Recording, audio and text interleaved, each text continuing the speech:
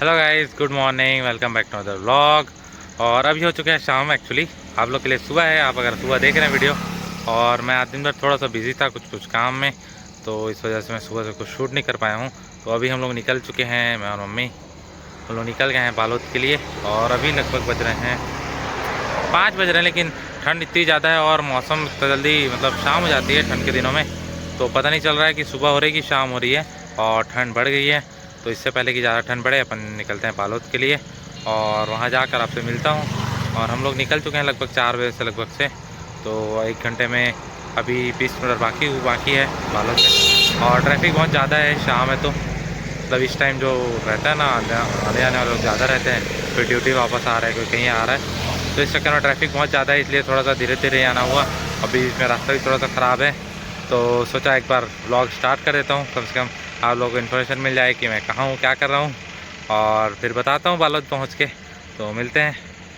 तो दोस्तों पहुँच तो गए हैं बालोद, लेकिन घर में नहीं है सब्ज़ी वगैरह, तो देख रहे हो मम्मी जा रही है सब्ज़ी लेने।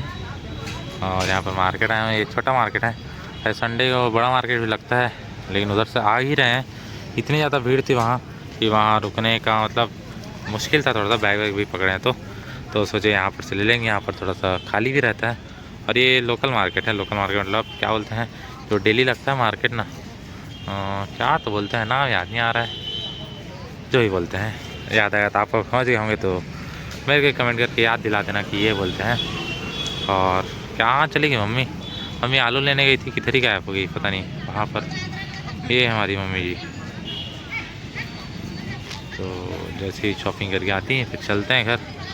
भूख भी लग गया यार, शाम हो गया, दोपहर से खाना ना खाया, तो उसके बाद से घर जाकर बोलता हूँ कुछ बनाना है मम्मी को। देख रहे हो ठंड से बचने के लिए कितना सब चीज़ करके आना पड़ता है, पूरा मुंह बांध के।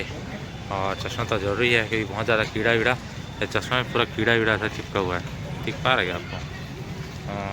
नहीं दिख पाएगा अभी, हाइट थोड़ा सा कम है, पूरे चश्मे में ना कीड़े लोग चिपक गए हैं, तो उससे भी थोड़ा सा दिक्कत होता है गाड़ी चलाने में। और कीड़ों को अगर ऐसे हटाना चाहो तो कीड़ों का जो ऐसा हटाओ तो पूरा निशान पड़ जाता है, तब तो फिर और मुश्किल हो जाता है गाड़ी चलाना, तो फिर उसके साथ साथ चलाना पड़ता है। लड़कों की लाइफ भी बहुत तकलीफ दे है यार, इतनी आसान नहीं है। मजाक कर रहा हूँ, है थोड़ी सी ठीक ठाक ही है।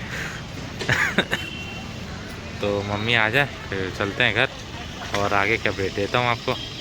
तो दोस्तों अपन पहुँच गए हैं बालोद, और जैसे कि मैं लास्ट टाइम आपको बताया था सब्ज़ी ले रहे थे हम लोग, तो मम्मी आज सब्ज़ी तो ली नहीं है, आलू और मटर बस लेके आई हैं, क्योंकि मम्मी को पता है मेरी फेवरेट चीज़ क्या है। और इतना लेट हो गया है तो फटाफट से क्या बन जाए, उसके लिए मम्मी को सूझा कि आज फिर से आलू मटर बना लेते हैं। बहुत इजी भी है और टेस्टी का टेस्टी हो जाता है ना मम्मी। तो अभी बन रही है यहाँ पर रोटी की तैयारी चल रही है, और ये आलू मैश हो चुके हैं उबल के। यहाँ पर बाकी प्रिपरेशन हो गई है, ये धनिया है, प्याज है, वैसे जो मेथी है थोड़ा सूख गया है, और प्याज है और मिर्ची है, साथ में इधर है मटर। और मम्मी है मल्टीटास्किंग हमारी, तो एक तरफ तवा चढ़ चुका है और एक तरफ कढ़ाई भी चढ़ चुकी है, तो फटाफट से अब बन जाएगा। और जितनी जल्दी बनेगा उतनी जल्दी अपन खा लेंगे, ऐसा उम्मीद कर रहा हूँ मैं। हमें कितना टाइम लग जाएगा बनने में? भूख लग रहा है बहुत। आधा घंटा? 10-15 आधा घंटा? ऐसा एक टाइम बताओ, ऐसा 2-3 टाइम मत बताओ, एक टाइम बताओ। 15-20 मिनट बन जाएगा, चलो वेट कर लेते हो 15-20 मिनट, बहुत भूख लग रहा है। तो जैसे ही बनेगा मैं टूट पड़ूंगा, ठीक है? तो हेल्प करूं क्या, मैं कुछ रोटी बेलते जाऊं? हो जाएगा? सब्जी बना दूं?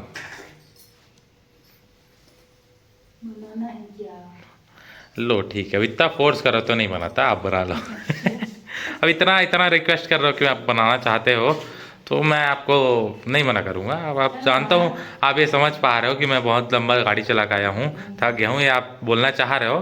ठीक है मम्मी, ठीक है, मैं मान लेता हूँ। ऐसा ऐसा मैं अब इतना रिक्वेस्ट करोगे तो मैं थोड़ा सा मना कर पाऊँगा। मम्मी इतना रिक्वेस्ट करेगी तो हैं, इतना रिक्वेस्ट मत किया करो, है ना? ठीक है, मैं मानता हूँ ज़्यादा अच्छा बना पाता हूँ, मैं टैलेंटेड हूँ इस मतलब। नहीं ठीक है, इतना रिक्वेस्ट करो तो मैं मान जाता हूँ मैं, ठीक है ठीक है। हाँ टेंशन मत लो, है ना? हाँ ठीक, मैं चाह रहा हूँ, ठीक है चाह रहा हूँ, आप बनाओ आराम से। आप मान लिया, आपका बात मान लिया, अपना बात आपका मान लिया, मैं नहीं बना रहा हूँ, ठीक है आप बना लो। तो दोस्तों हो चुके हैं मेरी आज के डिनर वगैरह सब कंप्लीट और आज का दिन भी लगभग ख़त्म हो गया। और आज इतना बिजी डे था ना कि ज़्यादा कुछ शूट कर नहीं पाया, दिन में ट्रैवल में चले गया और कुछ कुछ काम थे तो उन सबको निपटाने में पूरा दिन बीत गया। फिर शाम से तो जो भी मेरा शेड्यूल में दिखा पाया वो तो दिखा ही चुका हूँ आपको।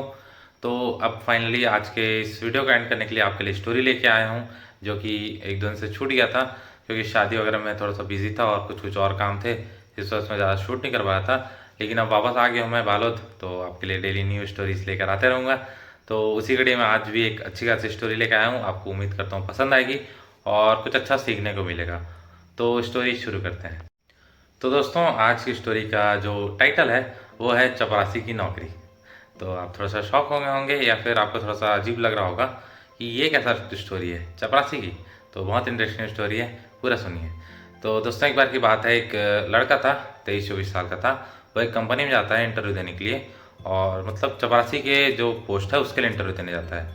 तो वहाँ जाता है तो इंटरव्यू के लिए उसका मालिक आता है तो पूछता है कि तुम अगर स्टाइल्स को बहुत चकाचक चमका दोगे तो तुम्हारा टेस्ट है, और अगर अच्छे से तुम काम कर किए स्टाइल्स को चमका दिए तो मैं तुम्हें नौकरी पर रख लूँगा।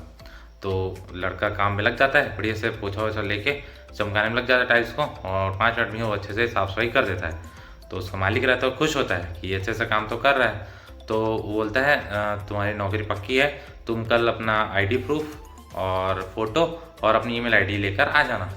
तो लड़का थोड़ी देर सोचता है, फिर बोलता है साहब मेरा तो ईमेल आईडी नहीं है। तो फिर उसका मालिक उसको चिल्ला देता है कि हमारी एक बहुत बड़ी रेप्यूटेड कंपनी है, हमारे हर एम्प्लॉय के पास एक ईमेल आईडी होना जरूरी है, उसके बिना हमारे कंपनी में आपको जॉब नहीं मिल सकता, तो आप चले जाइए। तो ऐसा डांट के उसको भगा देता है। तो लड़का वहाँ से आ जाता है, थोड़ा निराश हो जाता है, फिर सोचता है क्या करूँ क्या करूँ क्या करूँ, एक नौकरी हम मिलने वाली थी वो भी चली गई। तो थोड़ा सा निराश होकर बैठ जाता है। तो देखता है अपने जेब में कि उसके पास 500 रुपये होते हैं। तो पास में सब्जी मंडी होती है, तो उसके दिमाग में आता है क्यों ना जो 500 रुपये मेरे पास पड़े हैं उसको मैं थोड़ा सा यूटिलाइज़ करूँ और कुछ सब्जी मैं खरीद कर कहीं जाकर बेच चाहता हूँ, तो उससे थोड़ा बहुत पैसे बन जाएंगे मेरे, मतलब थोड़ा बहुत एक्स्ट्रा पैसे मुझे मिल जाएंगे।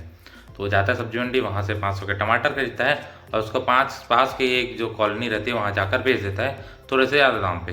तो उसको थोड़े एक्स्ट्रा पैसे मिल जाते हैं। तो इससे लगता है अरे यार थोड़े से पैसे आ रहे हैं। तो वो ये प्रोसेस उसी दिन में 3-4 बार करता है, तो उससे थोड़ा सा प्रॉफिट हो जाता है उसको।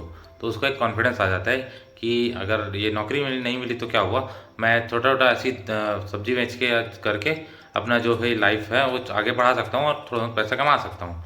तो फिर वो डेली यही करने लग गया, थोड़ा थोड़ा प्रॉफिट होता था, उससे और थोड़ा सा ज़्यादा सामान लेता था, उसके बाद उसको वापस सेल कर देता था। ऐसे धीरे धीरे करते करते वो थोड़ा अपना खुद का एक स्टॉल ले लेता है, क्योंकि उसको अच्छा प्रॉफिट होते रहता है। फिर उसका खुद का स्टॉल लगाता है सब्जी का।